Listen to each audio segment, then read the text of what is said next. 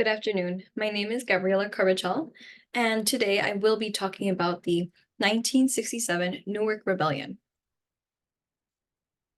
As for the agenda today, my main argument is around the connection between the 1967 Newark Rebellion and the present-day societal racism within the United States, as well as Newark, which still exist.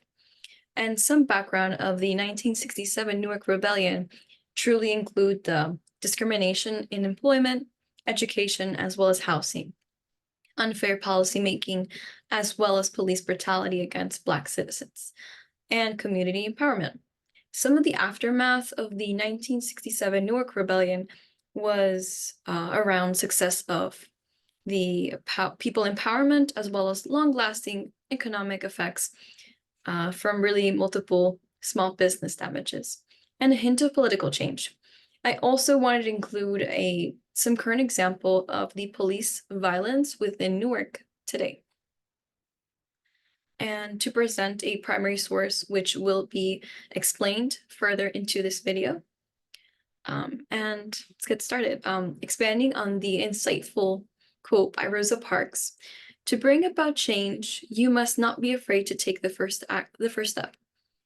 We will fail when we fail to try." This really resonates deeply in the context of the 1967 Newark Rebellion and its aftermath. Park's words underscore the necessity of courage and action in the face of injustice, and it also serves as a sentiment that echoes throughout the events and responses of that turbulent period within Newark's history. The rebellion itself was not a sudden eruption, but rather a climax of simmering grievances rooted in systematic discrimination. Discrimination diffused through various facets of life for Newark's Black community, from employment opportunities to housing and education. Despite incremental policy changes, the pace of progress remained slush, leaving many African Americans voiceless, as well as economically disadvantaged. This systematic inequality was exacerbated by instances of police brutality, which really served as a catalyst for the rebellion. Amidst these challenges, the resilience of the community shined through, particularly embodied by Black women who assumed leadership roles in addressing pressing issues. The primary source, really called "With No One to Help Us," vividly illustrates the proactive measures taken by these women to alleviate hunger and economic hardships within their community. Through collective actions, as well as being resourceful, they not only provided immediate relief, but also demonstrated the power of grassroots initiatives in affecting change.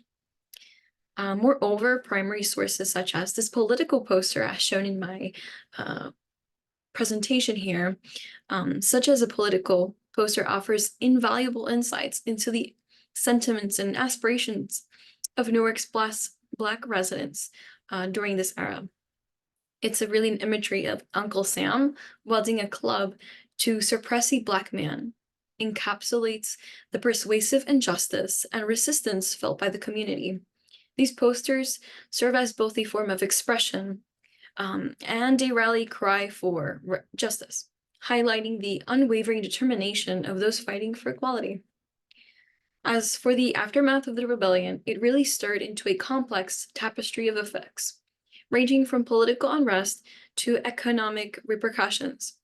The phrase "shake-up of political equilibrium" encapsulates the transformative impact of the uprising, challenging entrenched power structures and paving the way for greater representation and advocacy for minority communities. However, the economic toll of the rebellion lingered, with small businesses bearing the brunt of damages, unfortunately.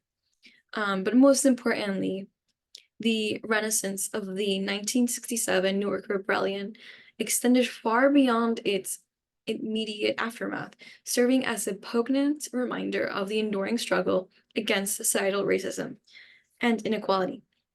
Today, African Americans within Newark continue to grapple with similar challenges, underscoring the ongoing relevance of historical understanding and addressing contemporary issues. But by acknowledging the past and advocating for systematic change, society can strive towards a more fair and just society and future.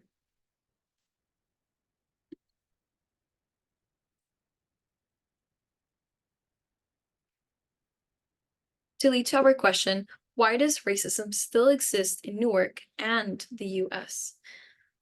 Historical legacies of slavery, segregation, and discriminatory laws, as well as societal economic disparities and unequal access to opportunities. Implicit bias and stereotypes influencing attitudes as well as behaviors. Institutional racism embodied in societal structures and systems, as well as cultural attitudes and perceptions shaping societal norms, as well as political polarization and division, rhetoric exaggerating racial tensions. These are all points that really explain why racism still exists today. And to move on, I did want to share a current Newark police violence, really goes over what is current today.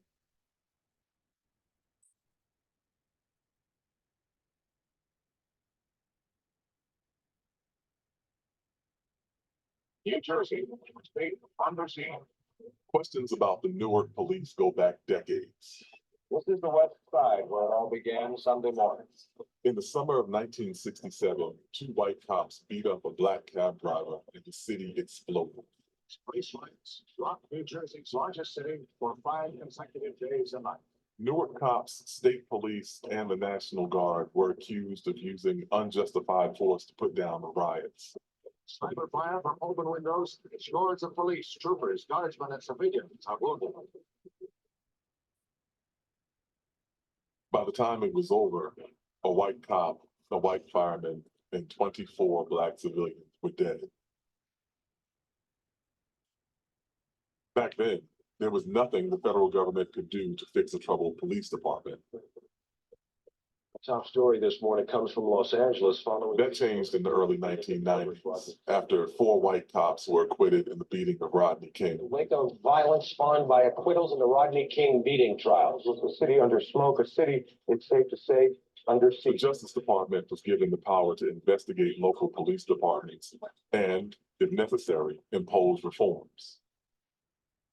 The Justice Department's Civil Rights Division says the Newark Police Department needs a major overhaul. Newark is one of 34 departments since then the DOJ has ordered to make reforms. There's a pattern of police corruption that has permeated the department, poisoned police. The investigation here began after years of complaints about police misconduct from local activists and the ACLU. The Justice Department issued a 49-page report. What we found was that there were far too many uses of force that were excessive, they weren't appropriately documented, and then they certainly weren't investigated well at the end of the day. As a result of the many complaints that we saw over a 6-year period, there was only one complaint of unjustified use of force that was sustained by the police department. So one of the things that we're going to do now is retrain the police entirely, getting training on force, getting training on stops and arrests, having the police department in Newark think differently about how it does its job and how it relates to the people that it serves. And this video can show how racism as well as police violence still occur today.